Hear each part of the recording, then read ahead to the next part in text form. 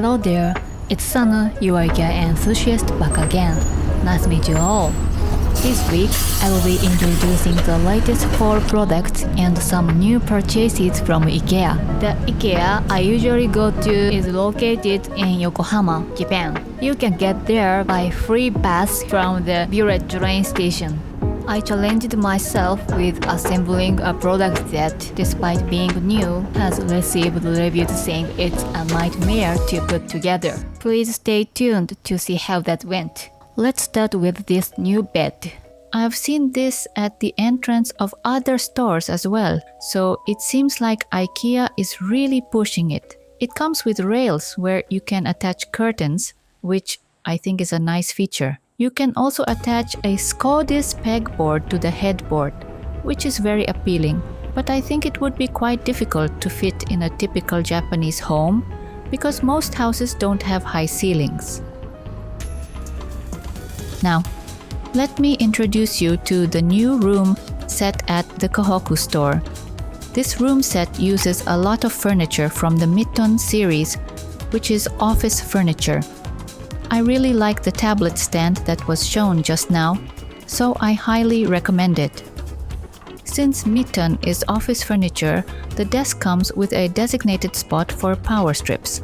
The design is stylish yet functional. Also, isn't the desk surprisingly cheap? I was really shocked.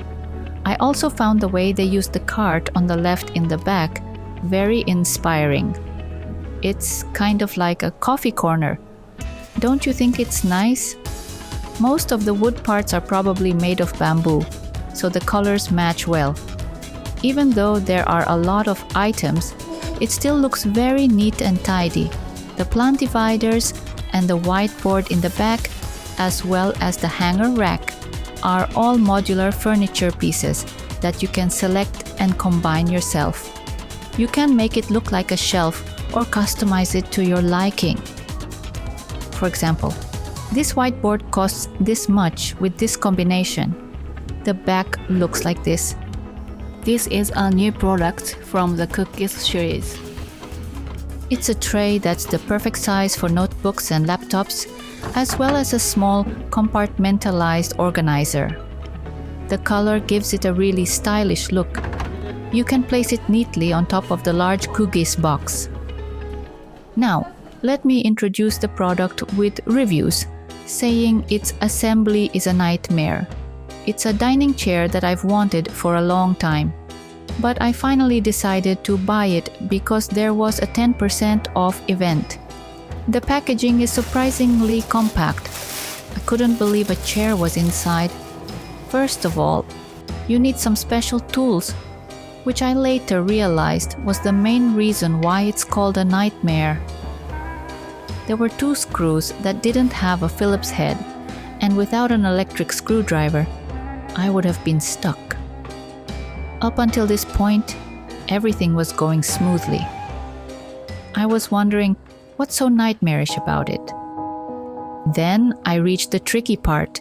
The kit only included a bit for the drill, and you had to screw it in at an angle, which made it even more complicated.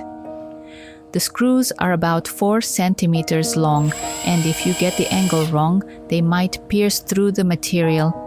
Because of that, I was being extra cautious. I contacted IKEA via chat, and they told me it was okay to use a power drill for this step. Even if the screw heads ended up sticking out a bit, they assured me that it's just how it is.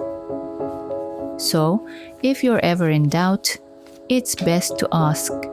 In the end, it was a bit of a nightmare, but I managed to complete it. I added some sponge-like material to the bottom of the legs to improve the chair's glide. People who are used to assembling IKEA furniture might find the unfamiliar tools a bit confusing.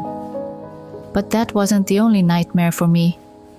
Now, the chair glides nicely. Let's try sitting on it. Well, yeah. When I tried it in the store, I was wearing shoes, which made a difference. My feet dangle a bit. I guess people today have longer legs. If you don't sit all the way back, your feet might touch the ground, but I recommend checking the seat height if you're considering this chair.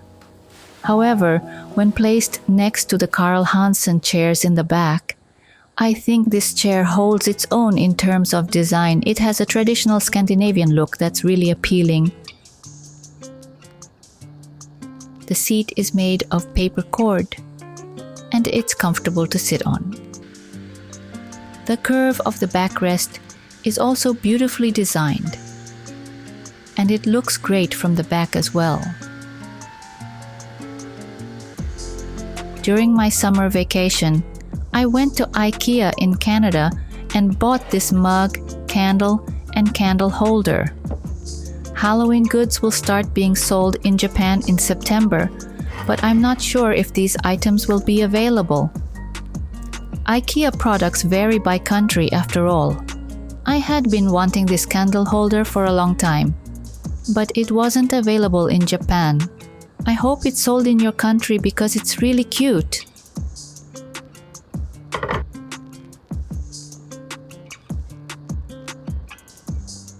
The box I introduced in my last video turned out to be very useful, so I want to talk about it again. I keep stationery that I use frequently in my living room inside it. The box is stylish enough that it doesn't bother me to leave it out in the open. Even if someone leaves a pen on top of the lid, it doesn't make a clattering sound because of the cork lining, and it's easy to grab when needed. After using it, I've realized it's a really great product. I'm thinking of getting it in black as well, since it comes in different sizes. Next, let me show you a new rug. Recently, IKEA has been coming out with more colorful items. This is a flat woven rug, and it's a mini size at 80 by 150 centimeters. It's perfect for small spaces like entrances. I like that it's easy to clean because it's flat woven. It comes in two colors, pink and green. I think it would look cute even if you just placed it under a personal chair in your living room. The fabric feels quite sturdy. It's also suitable for floors with underfloor heating. Here's another colorful new item. This is the HEKTAR series, a staple in IKEA's lighting collection, and it's now available in red. The HEKTAR series is known for its matte texture, which gives it an industrial vibe. I thought the red was a bit subdued, which is nice. Recently, one of my followers recommended a great table to me. I've introduced the white one before, but now I got to see the black one in person. They told me it's great because it has a large storage capacity, and I agree, it looks like it can hold a lot. This cart was also recommended to me as a great printer stand. In a previous video, I mentioned that I bought a ceramic coated frying pan instead of one with fluorine coating. Someone asked how it's holding up, and I think it's been over 2 months since I bought it. I got the large size from the HEMKOMST series, and so far, it's still working great. Nothing sticks to it. However, since I bought a large frying pan, the IKEA oil screen I had been using no longer fits. IKEA's oil screens are really fine meshed, so I highly recommend them. I went to the pre-opening of the newly renovated IKEA Shibuya store. Shibuya is a central area in Tokyo, and IKEA Shibuya is located right in the heart of it. They have store-exclusive items that are perfect for souvenirs, so I recommend it to tourists as well. The store has become even more attractive after the renovation. These plates are super cute and are one of the best-selling items this season. I bought them at the Kohoku store at the beginning of August, but they sold out quickly in Japan. I was surprised to see so many popular items on display.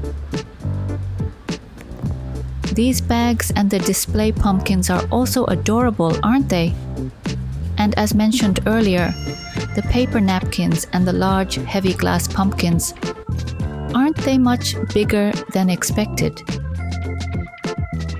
I think these U-shaped racks might be among the first items to go on sale. IKEA will soon release a gaming collection, and this is part of it. They're priced at $7.99 for 3, which is very affordable. They could even be used as bookends. I think they'll be available online soon.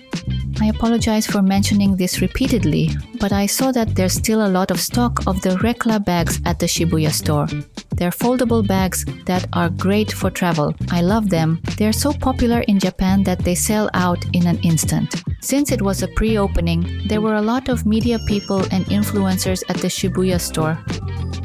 I even got to meet a famous YouTuber named Takashima and a room stylist named Hidemaru. We explored the store together and had some soft serve ice cream. They had a limited edition mango vanilla flavor for just 70 yen. The food review was done by Mr. Akatsuka, a space designer at IKEA Shibuya. In the next video, I'll be introducing more of the latest products I saw at the Shibuya store. I think they're launching these products quite a bit earlier than other stores, so I believe this is the latest information available. Thank you so much for watching until the end. I hope to see you in the next video.